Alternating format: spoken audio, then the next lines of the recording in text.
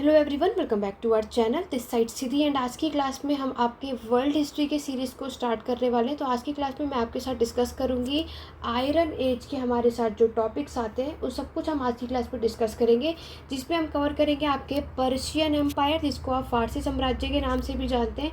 Next जो हम बात करेंगे वो होगा आपकी ग्रीक एम्पायर यानी यूनानी की सभ्यता, और नेक्स्ट जो होगा वो होगा आपका रोमन एम्पायर यानी कि रोमन साम्राज्य। तो ये जो हमारी वर्ल्ड हिस्ट्री की सीरीज़ स्टार्ट हुई है, तो जैसे कि मैंने आपको पहले भी बताया था, जिसमें मैं आपको सारे जो हमारे कंप्लीटली वर्ल्ड हिस्ट्री के टॉपिक्स है वो सीरीज़ में हम कंप्लीट करने वाले हैं। वो वीडियो मैं ऑलरेडी बना चुकी हूँ। वर्ल्ड हिस्ट्री की प्लेलिस्ट की लिंक डिस्क्रिप्शन बॉक्स में मिल जाएगा। और आप सभी के कमेंट आ रहे हैं कि मैम ये वर्ल्ड हिस्ट्री के जो आप वीडियोज़ लेकर के आ रहे हो ये किस एग्ज़ाम के लिए हेल्पफुल है। तो ये आपके चाहे इग्नू से आप हो, चाहे Delhi university, BHU, JNU, Orissa का कोई भी TJT, PGT या फिर UGC नेट हिस्ट्री या इवनली UPSC के एग्ज़ाम में भी आपको वर्ल्ड हिस्ट्री के टॉपिक में सारी चीज़ें कॉन्सेप्ट देखने को मिलते हैं। तो इसीलिए वर्ल्ड हिस्ट्री के जो भी कॉन्सेप्ट मैं ये सीरीज़ लेकर आ रही हूँ ये आपके लिए हेल्पफुल होने वाले हैं। तो हर एक हिस्ट्री के एग्ज़ाम के लिए ये क्लास हेल्पफुल होगी। तो चलिए स्टार्ट करते हैं अपनी आज की क्लास को। और आज हम बात करेंगे कि आयरन एज की जो हमारे ये सारे एम्पायर हैं, सभ्यताएं हैं, इसका विस्तार कौन कौन से रूलर ने किया था और इसकी स्थापना किसने की थी। तो जैसे कि आप यहाँ पर देख सकते हैं कि मैं आपको ऑलरेडी पर्शियन एम्पायर के बारे में डिटेल में बता चुकी हूँ। उसकी वीडियो का लिंक डिस्क्रिप्शन बॉक्स में मिल जाएगा। और यहाँ पर मैंने आपको बताया था कि सबसे पहले एम्पायर बनने से पहले हमारी जो चीज़ें थी वो क्या थी, सिविलाइजेशंस यानी सभ्यताएं। तो सिविलाइजेशंस को भी मैं कंप्लीट ऑलरेडी यहाँ पर सारी वीडियोस में अपलोड कर चुकी हूँ। अगर आपने वो नहीं देखा है, सब कुछ वर्ल्ड हिस्ट्री के प्लेलिस्ट में मिल जाएगा। तो सिविलाइजेशन को जैसे ही हम कंप्लीट करते हैं, जो कि हमारा वो फेज था जिसको आप ब्रोंज एज यानी कांस्य युग के नाम से जानते हो, उसमें आपने मेसोपोटामिया, हड़प्पा, इजिप्ट और चाइना को कवर किया था। आज हम स्टार्ट करेंगे आपके वर्ल्ड हिस्ट्री के आयरन एज को, जिसमें हमारे सारे साम्राज्य आते हैं। और जो सबसे पहला साम्राज्य था वो था पर्शियन यानी फारसी साम्राज्य। क्लियर हुआ? चलिए बढ़ते हैं इससे रिलेटेड। देखिए यहाँ पर अगर हम आपके पर्शियन एम्पायर को याद रखना, जिसे हम ईरानियन की सभ्यता भी कहते हैं, ठीक है। यहाँ पर ये बात कही जाती है कि हमारी जो पर्शियन एम्पायर है, आज से कितने साल पहले, आपके 2300 साल पहले आप देखोगे कि पर्शियन एम्पायर ने आपके कम से कम 2 मिलियन स्क्वायर मील्स को कवर कर लिया था। मतलब यहाँ तक आधे से ज़्यादा वर्ल्ड पॉपुलेशन यहाँ पर पर्शियन की आपको देखने को मिल जाती है।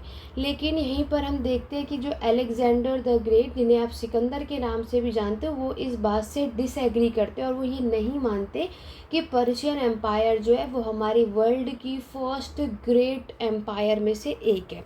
तो ये अलेक्जेंडर द ग्रेट इस बात से डिसएग्री करते हैं। दूसरी चीज़, अगर हम आपके पर्शियन के लोगों की बात करते हैं तो जनरली ये कौन माने जाते हैं, आपके एक नोमैड्स यानी आपके खाना बदोशी। यहाँ पर ये बताया गया कि जब हमारे पर्शियन एम्पायर इंडिया में आए, ठीक है, तो ये आपके कहाँ पर आके सेटल हुए थे, इंडिया क्या वर्ल्ड में। अगर यहाँ पर आप देखोगे पर्शियन एम्पायर जब आपके 6th सेंचुरी BC में, क्योंकि आयरन एज का टाइम पीरियड सभी जानते हो आप सभी, 6th सेंचुरी ईसा पूर्व का माना जाता है। और ये जब हमारे पर्शियन कहाँ पर साउथ वेस्ट में यानी आपके दक्षिण पश्चिम में आके सेटल हुए, जो आज का हमारा क्या है, ईरान, ठीक है। तो यहाँ पर ये बताया जाता है कि जब हमारे मिड 6th सेंचुरी BC का टाइम आता है, तो वो टाइम था जब आपने असीरियन साम्राज्य का पतन हुआ था। उसके बाद यहाँ पर जो आपके पर्शियन के लोग हैं, इनके लिए यहाँ पर जो डोर है वो ओपन हो जाता है, क्योंकि यहाँ पर मैं आपको ऑलरेडी असीरियन, बेबीलोनियन, सुमेरियन, ये सब कुछ मैं ऑलरेडी करवा चुकी हूँ। अगर आप मेरे चैनल पे फर्स्ट टाइम आए हो, वर्ल्ड हिस्ट्री की प्लेलिस्ट को चेक कर लेना, सारे कॉन्सेप्ट क्लियर हो जाएंगे। ओके, तो यहाँ पर हमें क्या समझ आया, असीरियन एम्पायर का पतन होने के बाद पर्शियन एम्पायर की आपकी शुरुआत होती है। और यहाँ पर ये बोला जाता है कि जब पर्शियन जब यहाँ पर इसने शुरुआत करी तो इसने बहुत सारे जगहों को कॉन्कर कर लिया, जैसे आपके मदीज हुए, लाइजेंस हुए, आपके न्यू बेबीलोनियन हुआ, इवनली इजिप्ट तक को इसने क्या कर लिया था, कॉन्कर कर लिया था। किसने? पर्शियन ने, ठीक है। पारसी साम्राज्य में आप ये चीज़ देखोगे। उसके बाद बताया जाता है कि यहाँ पर अप्रॉक्सीमेटली जो टाइम पीरियड है यानी 500 BC ईसा पूर्व का यहाँ पर बताया जाता है, जिसमें पर्शियन एम्पायर की जो जनसंख्या है, पॉपुलेशन है, अराउंड 50 मिलियन हो चुकी थी। कितनी हो चुकी थी? 50 मिलियन। ठीक है, आगे आप बात करोगे तो यहाँ पर आपके हमारे पर्शियन साम्राज्य का जो विस्तार हुआ था उसको किसने इसको इस्टेब्लिश किया था?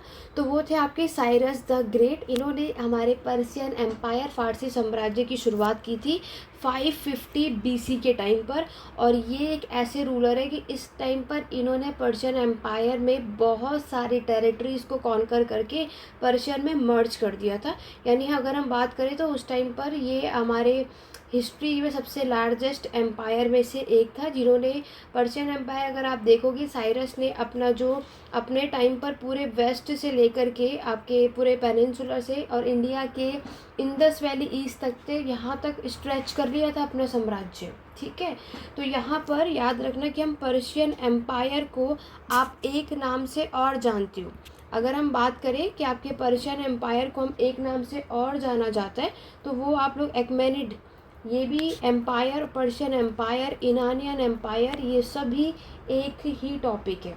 ठीक है, तो यहाँ पर अगर हम पर्शियन एम्पायर की बात करें तो बहुत लंबे समय तक यहाँ पर रूल किया गया था पर्शियन ने, यानी जो साइरस द ग्रेट है, जब क्योंकि यहाँ पर क्या था ना कि साम्राज्य बनने से पहले यहाँ पर आपके ट्राइबल्स रूल करते हैं, जो जनजातीय जो छोटे छोटे ग्रुप होते हैं ना, वो लोग रूल करते थे, जिसमें से एक था आपका मेदीस। तो सबसे पहले ये रूल करते थे, जिसमें क्या हुआ कि पर्शियन ने पहले इन्हें हराया और तब जा कर के अपने पर्शियन एम्पायर को यहाँ पर इस्टेब्लिश किया था।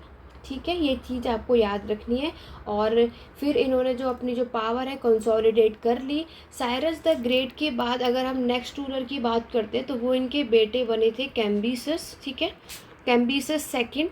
तो ये जब राजा बने तो इन्होंने सिर्फ अपने टाइम पर ये सिर्फ इजिप्ट को ही कॉन्कर कर पाए थे, सिर्फ ये इजिप्ट को ही जीत पाए थे अपने समय पर। उसके बाद जो नेक्स्ट रूलर बनते हैं उनका नाम था आपका डेरियस फर्स्ट। ये आपके पर्शियन एम्पायर के सबसे पावरफुल रूलर में से एक है। ठीक है, और यहाँ पर आप देखोगे डेरियस फर्स्ट जब आते हैं तो इन्होंने ज़्यादा से ज़्यादा आपका पूरा नॉर्थ वेस्ट, ये सारे जो डायरेक्शन है, इन सारी जगहों को कॉन्कर कर लिया था। फिर ये जब आपके ग्रीक पे फिर नेक्स्ट इनका फोकस जाता है, लेकिन ये ग्रीक को कॉन्कर नहीं कर पाते, उससे पहले ही इनकी डेथ यानी इनकी मृत्यु हो जाती है। फिर नेक्स्ट जो रूलर बनते वो इनके बेटे थे, जिनका नाम था जर्जेस फर्स्ट। फिर जो काम फादर नहीं कर पाए तो ऑब्वियस है वो काम कौन करेंगे? आपके जो बेटे होते हैं। तो ये काम उन्होंने किया और जर्जेस फर्स्ट ने भी क्या किया, अब इनका जो सबसे पहला फोकस था कि इन्हें ग्रीक यानी यूनान की सभ्यता को कॉन्कर करना है, ये पूरा एरिया। अब नेक्स्ट जो टारगेट था वो ग्रीक का था। बट जर्जेस फर्स्ट की भी अगर हम बात करते हैं तो इन्होंने भी बहुत कोशिश करी, बट ये भी अनसक्सेसफुल रहे, ये भी सफल नहीं हो पाए ग्रीक को जीतने में। बाकी पर्शियन एम्पायर की वीडियो आप लोग देखना, जिसमें मैंने आपको ये सारा कॉन्सेप्ट डिटेल में बताया हुआ है, तो लिंक डिस्क्रिप्शन बॉक्स में मिल जाएगा। और अगर आप लोग में से कोई भी इस पर्शियन एम्पायर के प्रॉपर से नोट्स लेना चाहते हैं, और ये जो हम यूट्यूब पर अपलोड में कर रही हूँ, तो एक एज अ शॉर्ट नोट आपको देखने को मिल रहा है। और यहाँ पर तो देखो, यहाँ पर मेरे पास इतना टाइम नहीं हो पाता है कि मैं पूरी पीपीटी प्रिपेयर करके अब आपको पढ़ा सकूँ, लेकिन मेरी पूरी कोशिश है कि हिंदी और इंग्लिश दोनों ही मीडियम में से आप किसी भी मीडियम से हो तो आपको कोई प्रॉब्लम ना है, आपको कॉन्सेप्ट क्लियर हो जाए। तो यहाँ पर मेरा फोकस है कि मैं आपको ये सारी चीज़ें ऐसे इस तरीके से पढ़ाऊँ, और आशा करूँगी कि आपको ये कॉन्सेप्ट साथ में क्लियर भी हो रहा होगा। तो कमेंट करके ज़रूर बताना कि जिस तरीके से मैं आपको यहाँ पर करवा रही हूँ आप लोग इससे सेटिस्फाई हैं, आपको सारी चीज़ें क्लियर हो रही हैं या नहीं। ठीक है, तो यहाँ पर आपने देख लिया पर्शियन एम्पायर। उसके प्रॉपर नोट्स अगर आप लोग चाहते हैं अपने एग्ज़ाम के लिए, तो यहाँ पर जो हमारा व्हाट्सअप नंबर है 8882196980, तो आप इस पर कांटेक्ट कर सकते हैं। नोट्स से रिगार्डिंग बाकी की अपडेट आपको इस व्हाट्सअप पे मिल जाएगी। चलिए बात करते हैं आगे। तो पर्शियन एम्पायर की बातें आपको समझ आ गई। देखो अब इसमें हमें किसका नाम याद रखना है, वो है आपके हेरोडोटस। ठीक है, अब मैं अगर हेरोडोटस की बात करती हूँ कि मैं इनकी बात क्यों कर रही हूँ। हेरोडोटस आप सभी जानते हैं, जल्दी से कमेंट करके बताइए कि हेरोडोटस को आप किसके नाम से जानते हो। तो ये वो पर्सन थे जिन्होंने आपके पर्शियन और जो ग्रीक के बीच में वॉर हुआ था ना, इसका हमें प्रमाण दिया था। यानी जो सोर्स है, जो एविडेंस है, वो हमें इन्होंने दिया था, हेरोडोटस ने, जिन्होंने बताया था पर्शियन और ग्रीक के बीच में यहाँ पर बैटल होता है। ठीक है, तो जिसमें कौन जीतता है, आपके ग्रीक यानी यूनान के लोग जीत जाते हैं और पर्शियन एम्पायर पूरे तरीके से हार जाता है।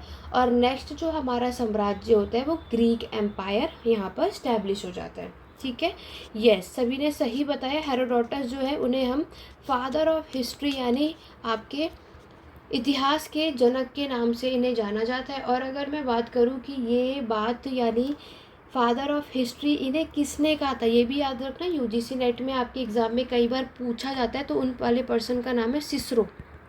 क्या नाम है? सिसरो। ये कौन थे? रोमन के रूलर थे। तो यहाँ पर सिसरो ने ये स्टेटमेंट दिया था कि हेरोडोटस क्या है, फादर ऑफ हिस्ट्री। हेरोडोटस वो है जिन्होंने हिस्ट्री यानी इतिहास का जो वर्ड है फर्स्ट टाइम यूज़ किया था। ठीक है, तो ये आपको याद रखना है, सिसरो जिन्होंने ये बात यहाँ पर बोली थी। इसी तरीके से आप देखोगे कैम्बिसेस, मैंने आपको बताया, जिन्होंने सिर्फ इजिप्ट को ही अपने टाइम पर कॉन्कर कर पाए थे। डेरियस फर्स्ट का टाइम आता है, इनका टाइम पीरियड 522 से 486 ईसा पूर्व का माना जाता है। और ये बहुत अच्छा खासा मतलब आउटस्टैंडिंग रूलर और स्ट्रॉन्गेस्ट रूलर में से एक माने जाते हैं। अगर हम पर्शियन एम्पायर की सबसे पावरफुल रूलर देखेंगे तो सबसे पहले डेरियस फर्स्ट का नाम आता है, उसके बाद साइरस का आता है, जिन्होंने अपने समय पर अच्छा खासा विस्तार किया था। तो मैंने आपको बताया ही कि डेरियस फर्स्ट ने अपने टाइम पर आपका जो ईस्ट और वेस्ट दोनों ही जगहों पर अच्छा खासा एक्सपेंशन यानी विस्तार किया था। ईस्ट की अगर आप बात देखोगे तो इन्होंने अपने साम्राज्य का विस्तार कहाँ तक किया था? हिंदू कुश। कहाँ पर? तो आपको क्या बताना है, राइट आंसर क्या होगा? हिंदू कुश। यूजीसी नेट में ये सारी चीज़ें पूछी जाती हैं, तो ये चीज़ें याद रखना। और वेस्ट की अगर हम बात करें, पश्चिम की तरफ अगर हम बात करते हैं, तो आपका एगेनियन सी की तरफ इन्होंने अपने साम्राज्य का एक्सपेंशन विस्तार किया था। यानी पर्शियन ने अपना कंट्रोल पूरे तरीके से यहाँ पर बना लिया था। ईवन ने पर्शियन ने अपना कंट्रोल कोस्टल एरिया तक, पर्शियन गल्फ, रेड सी, आपका हर जगह यहाँ पर आप चीज़ें देखते हो कि डेरियस फर्स्ट ने इतना अच्छा खासा अपना यहाँ पर विस्तार किया है। ठीक है, और जैसे कि मैंने आपको बताया हेरोडोटस जो है वो कौन है, पहली चीज़ तो ये याद रखना, ये आपके ग्रीक के इतिहासकार हैं। ठीक है, ये ग्रीक के रहने वाले थे और 485 बीसी के टाइम पर इनका जन्म हुआ था, ईसा पूर्व में। और यहाँ पर हेरोडोटस ने जब अपनी किताब लिखी थी हिस्टोरी का, तो उससे पहले ये कई सारी जगहों पर इन्होंने ट्रैवल किया था, लाइक आपके ग्रीक, इजिप्ट, मेसोपोटामिया, हर जगह। और पर्शियन के बारे में भी इंफॉर्मेशन सारी लिखी और जो भी बातें थी वो सब कुछ अपने बुक में यहाँ पर मेंशन किया था। ठीक है, और आज अगर आप यहाँ पर देखते हो कि डेरियस फर्स्ट जो है, इन्होंने मतलब अगर हम इनके कह सकते हैं जो हमें सोर्सेज देखने को मिलते हैं, जो हमें इनके रिकॉर्ड देखने को मिलते हैं, वो आपको एक वो याद रखना है, क्या कहते हैं, यस, इंस्क्रिप्शन, अभिलेख की अगर मैं बात करूँ तो वो आपके एग्जाम पॉइंट ऑफ व्यू से याद रखना है, बेहिस्तून इंस्क्रिप्शन है, शिलालेख। ठीक है, तो इस इंस्क्रिप्शन में आप देखोगे जिसमें बताया गया, ये आपका सबसे पुराना पर्शियन इंस्क्रिप्शन है, जो कि आपके बेबीलोनियन अकेडियन लैंग्वेज हम पहले भी पढ़ चुके हैं। ठीक है, जब आप वो सारे साम्राज्य देखेंगे तो आपको सारी चीज़ें क्लियर हो जाएगी। तो एक तो आपका बेहिस्तून इंस्क्रिप्शन, और दूसरा मैंने आपको क्या बताया, जो हेरोडोटस ने अपनी बुक लिखी है ना, हेरोडोटस ने, तो वो ये दोनों ही इम्पॉर्टेंट आपके जो सोर्स हैं हमारे पर्शियन के टाइम पर, जिसके थ्रू आपको इतनी सारी चीज़ें देखने को मिलती है। तो मैंने आपको बताया है कि पर्शियन की आर्मी जो है, यहाँ पर पर्शियन और ग्रीक के बीच में बैटल चलता है। और ग्रीक की अगर मैं बात करूँ तो ग्रीक की तरफ से कौन खड़े थे? आपके एथेंस। आपको पता ही होगा, थोड़ा बहुत आप लोगों ने कभी पढ़ा होगा कि एथेंस मतलब अगर हम बात करें हमारे ग्रीक यानी यूनानी सभ्यता की जो विस्तार करने को, तो वो कौन थे? आपके एथेंस। तो उस टाइम पर पर्शियन और एथेंस के बीच में यहाँ पर वॉर हुआ था। और मैं आपको बता दूँ, एथेंस के बीच में और जो पर्शियन के बीच में उस टाइम पर वॉर हुआ था, पर्शियन के आर्मी के बीच में, डेरियस फर्स्ट के टाइम पर, उसको बोला जाता है बैटल ऑफ मैराथन। ठीक है। और ये 490 ईसा पूर्व में आपको ये चीज़ देखने को मिलती है। लेकिन मैंने आपको क्या बताया कि डेरियस फर्स्ट की जो है वो 486 बीसी में क्या हो जाती है, डेरियस फर्स्ट की डेथ हो जाती है, ठीक है। तो यहाँ पर फिर उनके सक्सेसर आते हैं जर्जेस फर्स्ट, फिर ये वापस से रिन्यू करते हैं ये आक्रमण को, और ये उनकी उसके लिए क्या करते हैं, इन्होंने आपके पूरे जो रोड को ठीक करवाया, वापस से जो ब्रिज बनवाए, ठीक है, सब कुछ वापस से, क्योंकि वॉर बैटल लड़ने जाना है तो सारी चीज़ों को इन्होंने सही किया ताकि वो लड़ाई कर सके। और जब ये दोबारा से लड़ाई हुई, ठीक है, जब ये जर्जेस ने आपके ग्रीक को कॉन्कर करने की कोशिश की और जब बैटल किया था जर्जेस वर्सिया, आपके वही पर्शियन या एथेंस आप कह सकते हो, तब हम उस बैटल का नाम आप देखोगे तो उसे आप बैटल ऑफ, ठीक है, ये कब हुआ था, 480 बीसी में ये बैटल तब हुआ था, ठीक है। वही सेम एज इट इज़ इसमें भी क्या होता है कि यहाँ पर फाइनली जो है वो पर्शियन जो है वो हार जाता है और ग्रीक एम्पायर जीत जाता है, ठीक है। ये चीज़ आपको यहाँ पर देखने को मिलती है। तो ये तो बात हो गई हमारे हर एक रूलर के साम्राज्य की बात, इसने अपना विस्तार कैसे और कहाँ कहाँ किया। नेक्स्ट हम बात करने वाले हैं आपके कि इस समय का जो आपका ट्रेड है यानी व्यापार, ये भी एक इम्पॉर्टेंट पॉइंट ऑफ व्यू है। मैं थोड़ी बहुत चीज़ें आपको एक्सप्लेन कर देती हूँ, बाकी आपको सब कुछ चैनल पर मिल जाएगा जो वीडियो में डिटेल में मैंने आपको बताया है। देखो यहाँ पर अगर हम बात करते हैं आपके ट्रेड की, तो आप देखोगे कि ट्रेड में अगर हम बात करें तो हम इसमें क्या चीज़ें देखते हैं। देखो सबसे पहले जो ट्रेड का यूज़ ये लोग करते थे, इसमें आप देखोगे आपके हॉर्सेस, ठीक है, रोड्स, ये सारी चीज़ें हम देखते हैं। तो पर्शियन एम्पायर, क्योंकि देखो कभी भी ट्रेड करना है तो बाय लैंड और बाय सी, ये दोनों ही हम देखते हैं कि यहाँ पर आपका ट्रेड होता है। और पर्शियन एम्पायर के टाइम पर आप देखोगे जब डेरियस का टाइम था तो उन्होंने अपने ट्रेड में गोल्ड कॉइन का यूज़ किया था। किसने किया था, डेरियस फर्स्ट, जो आपके कौन है, पर्शियन एम्पायर के 3rd नंबर के रूलर होते हैं, ठीक है। नेक्स्ट अगर आप देखोगे वुमेन, यानी कि इस समय की वुमेन की सोसाइटी में कंडीशन कैसी थी उसके बारे में भी बात कर लेते हैं। तो देखो पर्शियन एम्पायर में इनका रोल और एक्सपीरियंस वुमेन का बहुत ही कॉमन आपको देखने को मिलता है। यहाँ पर जो मदर है, स्पेशली जो उनके बच्चे भी होते थे, तो यहाँ पर आप देखोगे कि पर्शियन एम्पायर में आपके अकॉर्डिंग, पहले तो आप मुझे ये बताओ कि आप सबको क्या लगता है कि पर्शियन एम्पायर में वुमेन की जो कंडीशन है वो कैसी होती होगी। देखो पर्शियन एम्पायर की बात हो रही है तो यहाँ पर पर्शियन की जो वुमेन है उन्हें पूरे तरीके से फ्रीडम थी, ठीक है। वो अपनी सारी चीज़ें क्या कर सकती थी, इंजॉय कर सकती थी, ठीक है। ओवरऑल अगर आप देखोगे तो वुमेन ने अपनी यहाँ पर अच्छी खासी हायर पोजीशन को गेन किया था। उनके पास खुद का बिजनेस, खुद की प्रॉपर्टी भी आपको देखने को मिलती है। पर्शियन की वुमेन इतनी मतलब रिस्पॉन्सिबिलिटी थी, पूरे तरीके से फ्रीडम भी थी, समझ रहे हो आप। तो ओवरऑल हमें क्या समझ आता है कि यहाँ पर वुमेन की जो आपकी कंडीशन है पर्शियन एम्पायर के समय पर हमें अच्छी देखने को मिलती है, ठीक है। फिर अगर हम बात करते हैं कि आपके प्रशासन की, तो ठीक है, क्योंकि एडमिनिस्ट्रेशन का भी आपको एक इम्पॉर्टेंट रोल देखने को मिलता है। तो अगर हम पर्शियन एम्पायर के एडमिनिस्ट्रेशन, प्रशासन की अगर हम बात करते हैं तो आप लोग देखोगे कि पर्शियन एम्पायर के समय पर जो प्रशासन है, सबसे पहले ख़ास तौर से जो डेरियस फर्स्ट है, जिन्होंने अपने टाइम पर पर्शियन एम्पायर को एक लार्जेस्ट एम्पायर में बदला, जिसमें इनके टाइम पर आप देखोगे कि इन्होंने एशिया माइनर, आपका फ़िलिस्तीन, सीरिया, मेसोपोटामिया, इजिप्ट, अफ़गानिस्तान, है ना, तुर्किस्तान, मैक्सिमम जो जगहें हैं वो उनको कॉन्कर कर लिया था। तो वही बात होती है कि जैसे जैसे हम अपने साम्राज्य का विस्तार करते हैं तो प्रशासन हमारा होना ही चाहिए ताकि वो सारी चीज़ें हैंडल हो सके, क्योंकि उस टाइम पर क्या होगा, अकेले जो राजा है वो सब कुछ हैंडल नहीं कर सकता, ठीक है।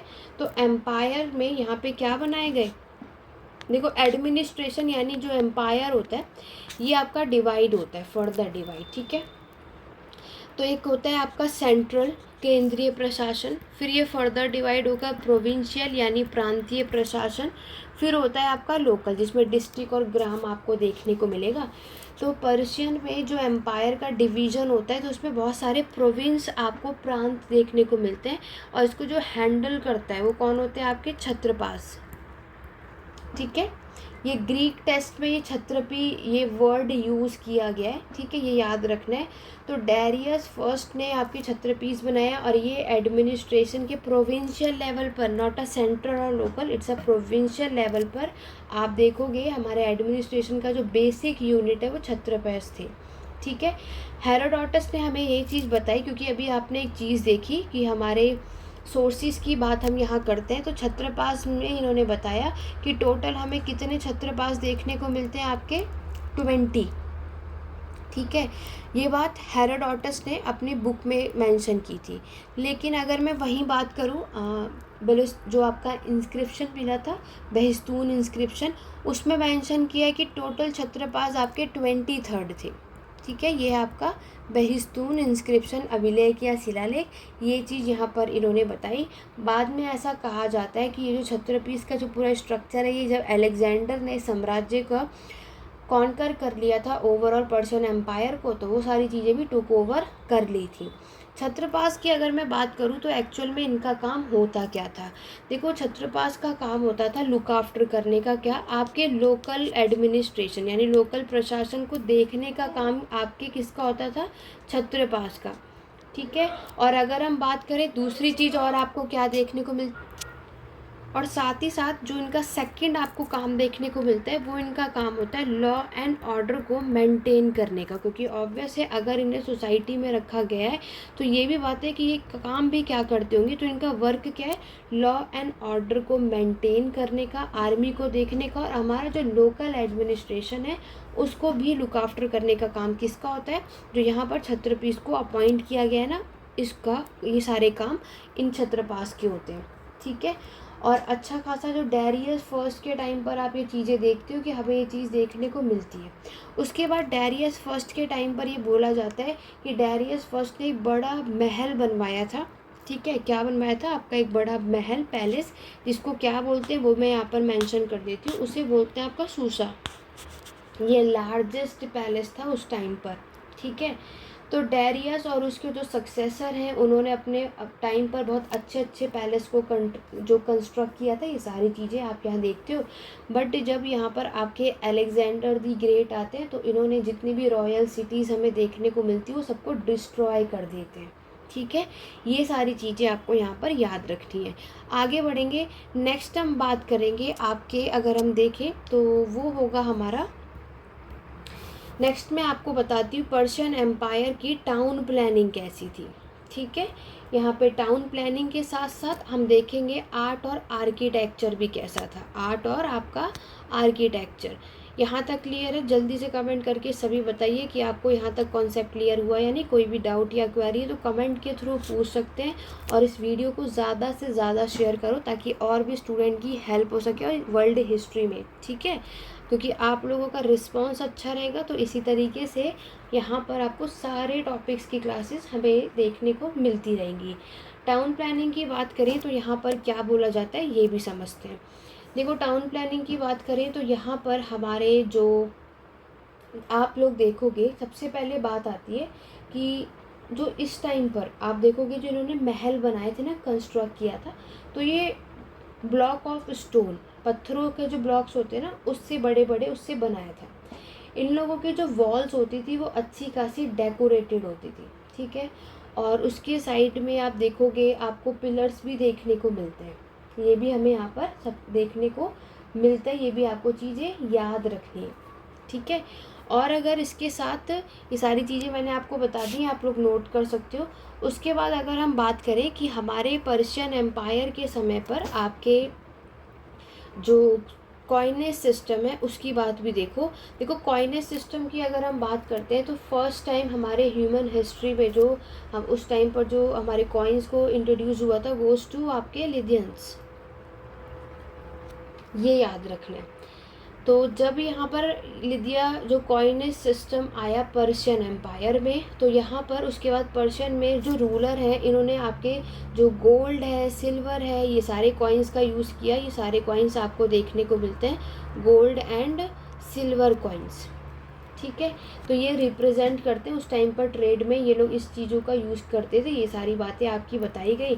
तो ओवरऑल पर्शियन एम्पायर में डारियस फर्स्ट के टाइम पर यहाँ पर क्या बताया जाता है कि क्या इंट्रोड्यूस हुआ आपका, इंट्रोड्यूस एज मॉनेटरी सिस्टम या मॉनेटरी स्टैंडर्ड, ये इंट्रोड्यूस हुआ था। ठीक है, तो ये सारी चीज़ें आपको याद रखनी है। नेक्स्ट पॉइंट की अगर हम बात करते हैं तो वो क्या होगा, वो होगा, अब देखते हैं कि हमारे पर्शियन के समय पर लैंग्वेजेस कैसी होती थी, उनकी भाषा कैसी होती थी, और कम्युनिकेशन की भी बात कर लेते हैं। सब कुछ आपको थोड़ा थोड़ा मेंशन करना है ताकि आपको सारी जो चीज़ें एग्ज़ाम पॉइंट ऑफ व्यू से आप लोग लिख पाओ। देखो यहाँ पर जैसे ही पर्शियन एम्पायर ने अपना विस्तार किया था धीरे धीरे आपके वेस्टर्न एशिया में भी, तो यहाँ पर हम देखते हैं कि डैरियस ने सबसे ज़्यादा जो लैंग्वेज को प्रमोट किया था वो था आपका अरामिक। ठीक है, सबसे ज़्यादा इन्होंने कौन सी लैंग्वेज को प्रमोट किया था, आपके अरामिक लैंग्वेज में। तो उसके बाद अरामिक लैंग्वेज को आपके कॉमन पीपल के साथ भी इसको क्या किया गया था, लिंक किया गया था। ठीक है, उसके अलावा आप देखोगे कि यहाँ पर आपके जो सोर्स मैंने आपको बताया ना, इंस्क्रिप्शन, बहिस्ट्रियन इंस्क्रिप्शन, इसके अकॉर्डिंगली बताया जाता है कि हमें टोटल कितनी लैंग्वेजेस देखने को मिलती है पर्शियन एम्पायर में, 3। कितनी मिलती है, 3। उसके बाद इन्होंने बताया जो हमारा पर्शियन स्क्रिप्ट आपको मिलेगा, इसमें जो लेटर हमें देखने को मिलते हैं, इसमें टोटल 20 लेटर्स हुआ करते थे। तो अभी आप कहोगे एक टाइम पे मैम ने ये अरामिक जो है वो स्क्रिप्ट भी बताया था और ये लैंग्वेज भी बताया। तो देखो अरामिक जो अगर हम बात करें तो ये आपका स्क्रिप्ट भी है और ये आपका लैंग्वेज भी है, और ये दोनों ही है, लैंग्वेज भाषा भी थी और आपकी स्क्रिप्ट भी थी। तो कंफ्यूज होने की बिल्कुल भी नीड नहीं है। ठीक है, चलिए अगर हम बात करते हैं, अब बात करेंगे आपके पर्शियन एम्पायर के समय पर ये लोग कौन से रिलीजन, कौन से धर्म में बिलीव करते थे उसके बारे में। अगर हम बात करें कि ये इस टाइम पर कौन से रिलीजन में, देखो साइरस की अगर हम बात करें तो ये भी ऑब्वियस है, अपने टाइम पर ये जो भी लोकल रिलीजन था उनके टाइम पर उनकी अच्छी खासी रिस्पेक्ट करते थे, और कैम्बिसस, डारियस फर्स्ट हुए ये सभी। लेकिन जब इन्होंने चाइना में भी, आपने सुना होगा ना, हमने एक ऑलरेडी आपके जो रिलीजन को पढ़ा था, ये इस पर बेस्ड था, यानी कि ये लोग आपके इस रिलीजन में बिलीव करते थे, और ये उस टाइम पर ईरान में और ये इसी के नाम पर ही आपको देखने को मिलता है। इसकी शुरुआत आपकी 7th सेंचुरी BC में हुई थी। ठीक है, ईरानियन के जो लोग थे, क्योंकि जो कि पर्शियन एम्पायर ईरान में, तो ईरान के जो लोग थे वो ज़्यादा से ज़्यादा इसी टीचिंग को फॉलो करते थे। ये चीज़ें हमें याद रखनी है। ठीक है, तो ये आपको याद रखना है। तो ये जो मैंने आपको बताया कि ये जो रिलीजन है ये इन्हीं के नाम से पड़ा था, और ये एक साधु थे, वाइस मैन आप कह सकते हो।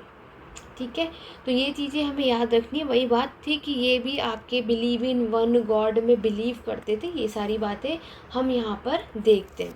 नाउ एट द एंड हमारे पर्शियन फारसी साम्राज्य का पतन यानी डिक्लाइन कैसे हुआ उसकी भी बात कर लेते हैं। देखो डिक्लाइन की अगर हम बात करेंगे तो आप सभी देखोगे कि पर्शियन एम्पायर का जो डिक्लाइन है, यहाँ पर अलेक्जेंडर ने, एक सेकंड ये आपको दिखेगा नहीं, जस्ट अ मिनट, यहाँ तक क्लियर है। तो यहाँ पर क्या होता है कि आपके जो अलेक्जेंडर हैं उन्होंने एनातोलिया पे क्या कर लिया था, अटैक कर दिया था। कब किया था, 334 BC में, ईसा पूर्व में। इस टाइम पर जो पर्शियन का जो राजा था वो थे डारियस थर्ड। याद रखना, पर्शियन एम्पायर के लास्ट रूलर हैं ये। कौन है, लास्ट रूलर। फर्स्ट यानी फाउंडर मैंने आपको बताया वो थे आपके साइरस, और जो लास्ट रूलर है वो थे डारियस फर्स्ट। जब मैंने पर्शियन एम्पायर की, जब आप वाली वीडियो देखोगे, इससे पहले वाली जो मैंने, जिसमें डिटेल में सब कुछ कराया, उसमें मैंने आपको बताया था कि साइरस द ग्रेट ने सबसे पहले एनातोलिया को कॉन्कर किया था। ठीक है, क्यों, क्योंकि यहाँ पर सबसे ज़्यादा मेटल्स हमें देखने को मिलते हैं, तो ज़रूरत से ज़्यादा जो मेटल्स, जो धातु थी, वो हमें एनातोलिया में देखने को मिलता है। इसलिए साइरस ने आपके एनातोलिया को कॉन्कर कर लिया। मतलब ओवरऑल ये बहुत काम की जगह थी, इसीलिए। और एक होता है ना, बहुत सारी जगहों में जो इम्पोर्टेंट पार्ट होता है जिससे हम ज़्यादा स्ट्रॉन्ग होते हैं, अगर किसी सामने वाले ने उस चीज़ पर अटैक कर दिया तो ऑब्वियस है कि हमारी इकोनॉमी पर उस पर इफ़ेक्ट पड़ता है। तो यहाँ पर क्या हुआ कि अलेक्जेंडर ने, किसने, मैंने आपको बताया अलेक्जेंडर ने आपके एनातोलिया पर अटैक किया था 334 BC में, और उस टाइम पर डेरियस थर्ड जो है वो लास्ट रूलर थे, और अलेक्जेंडर ने फिर धीरे धीरे क्या किया, एनातोलिया के बाद सीरिया पर भी अटैक किया था 333 BC ईसा पूर्व में। और 2 साल बाद क्या होता है, एक बैटल हुआ जिसमें फाइनली क्या होता है कि वो आपके साम्राज्य को, हमारा जो है ये इसका पतन हो जाता है, और अलेक्जेंडर द ग्रेट पूरे प्रॉपर तरीके से हमारे पर्शियन एम्पायर को कॉन्कर कर लेते हैं। तो इस तरीके से हम देखते हैं कि हमारे पर्शियन एम्पायर, फारसी साम्राज्य का पतन हो जाता है। लेकिन अलेक्जेंडर द ग्रेट ने तो ये आपके एट दी एंड किया कॉन्कर पूरे ही साम्राज्य को। लेकिन जैसे कि अभी आपने देखा कि पर्शियन और ग्रीक का भी बीच में वॉर हुआ था, जिसमें ग्रीक ने भी आपके पर्शियन पे अपना कंट्रोल बनाया था, जो कि हम अपने नेक्स्ट टॉपिक में कवर अप करने वाले हैं। ठीक है, तो यहाँ पर आयरन एज का जो हमारा पहला टॉपिक था पर्शियन एम्पायर, वो मैंने पूरे कम्प्लीटली आज की क्लास में आपको बता दिया है, और ये आपको पूरा शॉर्ट नोट यहाँ पर देखने को मिल रहा है। ठीक है, ये सब कुछ मैंने आपको डिटेल में बताया, और इसका जो पर्शियन एम्पायर का डिटेल में मैंने जो वीडियो बनाई है, वैसे तो आज की क्लास में भी जो चीज़ें मैंने आपको बताई हैं वो बहुत इंपॉर्टेंट है। इस तरीके से भी आपको बहुत सारी चीज़ें क्लियर हो गई होंगी। कोई भी डाउट या क्वेरी है तो कमेंट के थ्रू पूछ सकते हो, और कोई ऐसा स्टूडेंट है जो डिटेल में पूरे पर्शियन एम्पायर का एक प्रॉपर नोट्स चाहते हो, तो पहले ही मैंने आपको बता दिया कि आप सभी 8882196980 पे व्हाट्सएप पे टेस्ट कर सकते हो, जिस पर मैं आपको ये जो डिटेलिंग में, अगर आपको कभी पर्शियन एम्पायर में आंसर राइटिंग को लिखना है तो कैसे लिख सकते हो, इसके नोट्स आपको प्रोवाइड कर देंगे। ठीक है, तो चलिए स्टूडेंट, आशा करती हूँ आज की क्लास में आपको सारी चीज़ें जो क्लियर हो गई होंगी। नेक्स्ट हम ग्रीक एम्पायर पर बात करेंगे, और इसी तरीके से रोमन एम्पायर पे, और इनसे रिलेटेड जो भी फैक्ट्स हैं। और आज की क्लास कैसे लगी कमेंट करके ज़रूर बताना। आशा करती हूँ आज की वीडियो हेल्पफुल रही होगी। इसी तरीके से हम मिलते रहेंगे अपने इसी सीरीज़ में। तो वीडियो पसंद आई हो तो लाइक शेयर करना मत भूलना। चैनल पे फर्स्ट टाइम आए हो सब्सक्राइब कर लो, ताकि आगे आने वाली वीडियोस की नोटिफिकेशन अपडेट आप सभी को मिलते रहे। तो चलिए सुनना, आज की क्लास में बस इतना ही। Thank you for watching.